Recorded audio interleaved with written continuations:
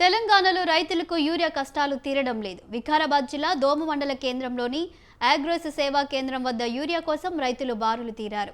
కొందరు రైతులు తెల్లవారుజామున 4 గంటలకే అగ్రోస్ సేవా కేంద్రం వద్ద పడిగాపులు పడుతున్నట్లు రైతులు వాపోతున్నారు. లైన్లో నిలబడినా కేవలం టోకెన్లు మాత్రమే ఇస్తున్నారని, యూరియా ఇవ్వడం లేదని రైతులు తెలిపారు. యూరియా లోడ్ వచ్చాక మరో రోజు వచ్చి బస్తాలు తీసుకెళ్లాల్సి వస్తుందని, ప్రతిరోజు ఇదే తంతు నడుస్తుందని, పరిస్థితి ఇలాగే ఉంటే వ్యవసాయం చేయాలా లేదా అని ఆలోచన వస్తుందని ఆవేదన వ్యక్తం చేశారు.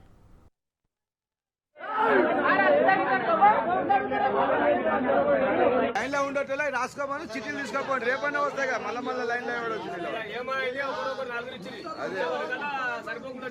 రేపన్నా తీసుకోపోతాం కదా.